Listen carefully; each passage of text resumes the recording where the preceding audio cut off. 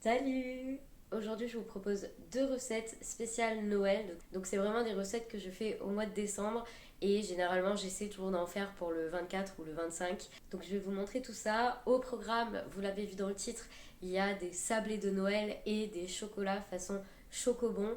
Alors, pour les chocobons, le goût n'est pas exactement le même parce que la recette des Kinder est secrète. Donc c'est compliqué de refaire exactement la même chose. En revanche, la texture et le visuel, alors j'ai pas de moule en forme d'œuf, mais le visuel et la texture collent quand même beaucoup au Kinder Chocobon. Donc ça c'est plutôt chouette de voir qu'on peut le faire en végétal. Et pour les sablés, vous allez voir que c'est une recette qui est assez simple. Alors la pâte est assez friable, elle est compliquée à travailler, mais je vous avoue que j'aime tellement le goût que j'ose pas la changer en fait. J'ose pas chercher une autre recette, j'ose pas la modifier. Donc je garde cette recette là, mais voilà, vous êtes prévenus si vous avez envie de faire cette pâte. Elle est assez fragile et du coup c'est pas forcément évident de faire 50 sablés d'un coup, ça prend un petit peu plus de temps, mais ça reste une recette qui est quand même très très simple et surtout très très bonne. Donc bah, c'est parti pour cette vidéo, j'espère que ça vous plaira.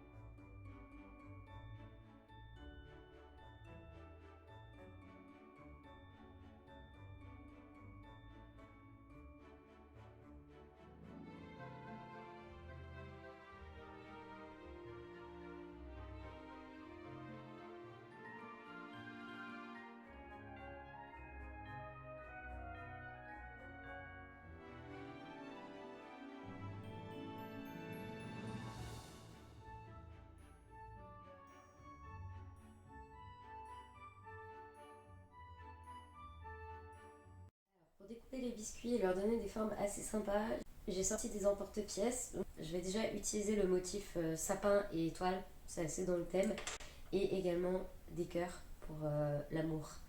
Voilà. Et j'ai aussi tout cela avec des animaux. Alors je trouve qu'ils sont un peu gros pour ces sablés-là. Donc je vais uniquement utiliser l'écureuil. Je trouve que voilà, ça matche assez bien avec le sapin.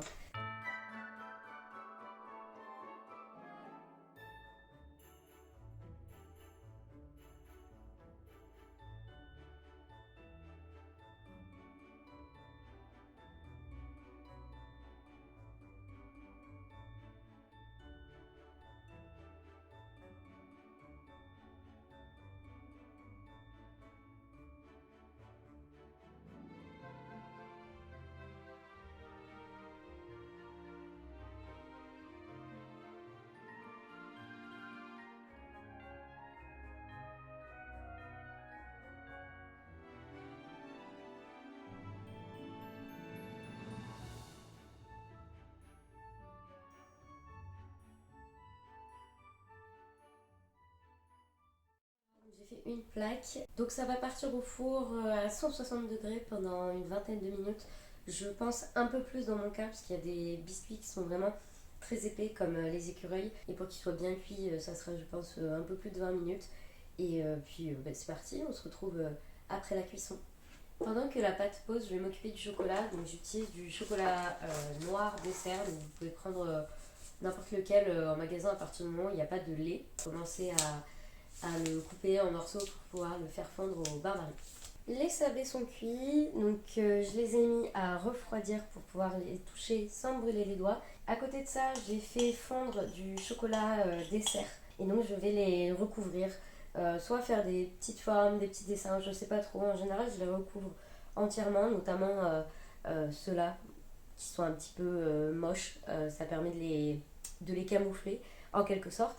Et généralement, pour ce qui est des écureuils, je fais par exemple que la queue en chocolat. Enfin, vous allez voir. Ça va être sympa. Alors, le chocolat est chaud, donc on fait super attention de ne pas se brûler les doigts. Alors, je vous avoue que c'est plus pratique de le faire avec un pinceau, mais j'en ai pas, donc je fais à la cuillère. Hihi. On peut aussi tremper les sablés directement comme ça dans le chocolat.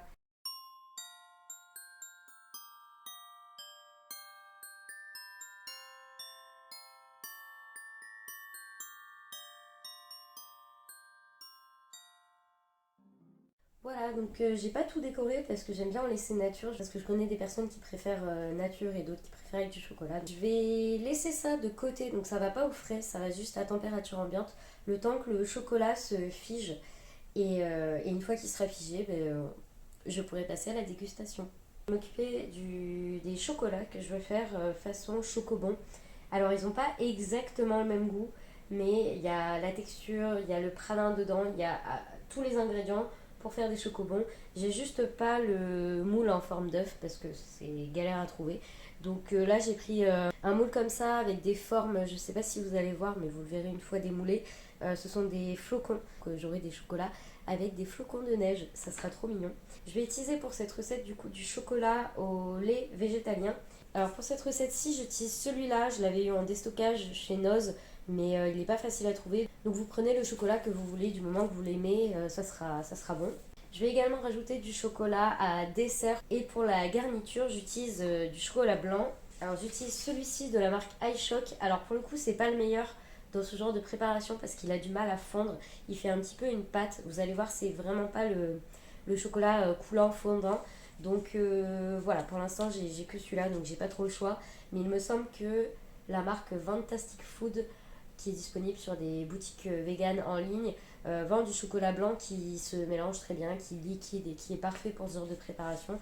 Moi pour l'instant j'ai que ça, donc je fais avec.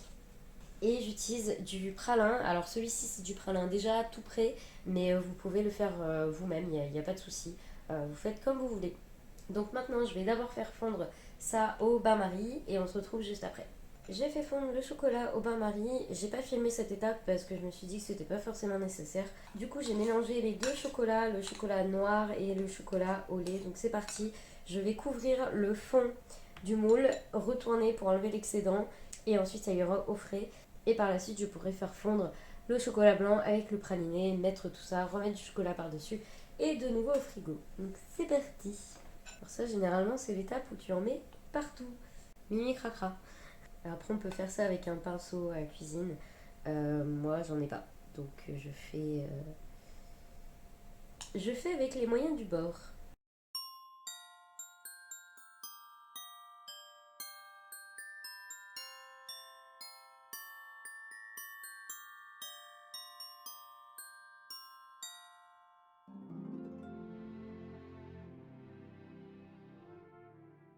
Je crois que j'ai fait pire que bien. Donc là, je vais retourner pour essayer d'enlever l'excédent, mais je vous garantis rien. Est-ce que depuis, ça va pas sécher dans le fond? Bah, vous savez quoi, hein? Ils seront épais. Voilà. Normalement, on soulève et l'excédent s'en va. Mais là, ça en fera. Voilà, il y a des chocolats un peu épais et d'autres pas. Donc je vais mettre ça au frais pendant environ 30 minutes et c'est parti. Je viens de sortir le moule du frigo. Les chocolats ont durci, du coup c'est le moment d'ajouter ce qu'il y a à l'intérieur, c'est-à-dire le chocolat blanc avec le pralin. Donc là j'ai fait fondre le chocolat blanc. Alors il fondait pas du tout, en fait c'est une plaquette que j'avais achetée il y a très très longtemps. Donc elle n'était pas au meilleur de sa forme. Du coup j'ai ajouté du lait végétal pour que ça le fasse fondre plus rapidement et que ça fasse quand même quelque chose de fondant. Donc il a vraiment une drôle de tête, mais c'est pas grave. Je vais rajouter le pralin, donc j'ajoute directement comme ça dans le bol et je mélange.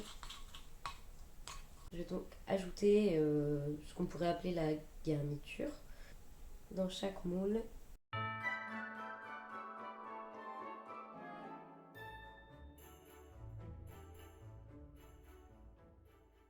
Voilà, j'ai ajouté ma garniture. Je vais recouvrir avec le chocolat que j'avais fait fondre tout à l'heure. Il est encore liquide, donc je vais pouvoir recouvrir chaque petit moule. Et là, on y va généreusement, puisque le but c'est de ne plus voir la garniture dedans. C'est une recette qui est vraiment pas compliquée, c'est juste de l'organisation et des temps de pause au frais et puis le chocolat à faire fondre au bain-marie. En fait, il faut bien s'organiser, mais c'est vraiment pas une recette compliquée.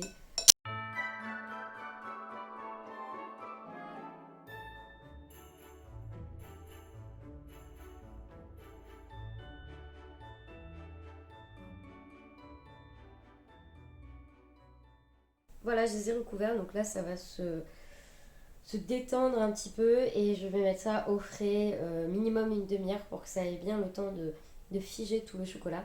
Et par rapport à ce bol-ci, donc il reste quand même pas mal, donc il reste du chocolat dans le fond. Moi, c'est le genre de bol que j'aime pas laver directement. Donc, ce que je vais faire là, juste après, alors je le filmerai pas, mais c'est d'ajouter du lait végétal chaud dedans pour avoir une sorte de petit chocolat chaud pour le goûter. Voilà, petite astuce. Et je mets ça au frais.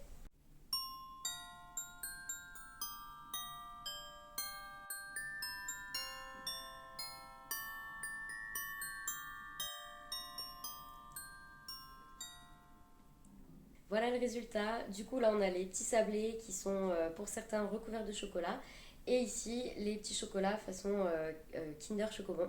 D'ailleurs, là, je les ai mis dans un verre, mais après, je vais les mettre en bocal. Et le mieux, c'est de les conserver au frais pour éviter que le chocolat fonde trop rapidement. Donc voilà, je vous conseille de les conserver au frais. Ça se conserve environ une bonne semaine, même si en général, ça dure moins longtemps. Surtout là, vu la quantité.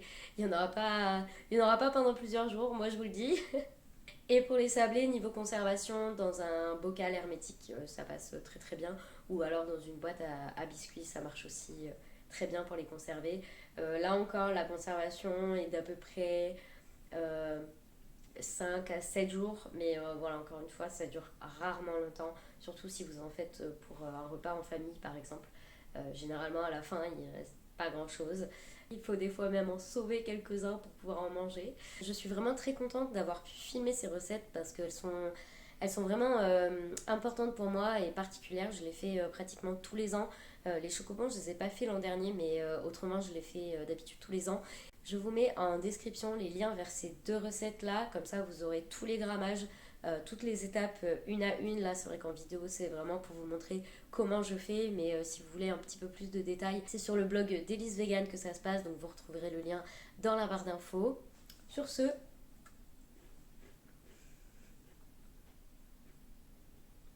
c'est la fin de cette vidéo, j'espère qu'elle vous a plu. N'hésitez pas à vous abonner, c'est super important si vous voulez être au courant des nouvelles vidéos que je sors. D'ailleurs, je vous donne rendez-vous la semaine prochaine pour une vidéo sur le thème de Noël. Je ne vous en dis pas plus. Et puis d'ici là, n'hésitez pas à commenter, mettre des j'aime et à partager. Voilà. Ciao.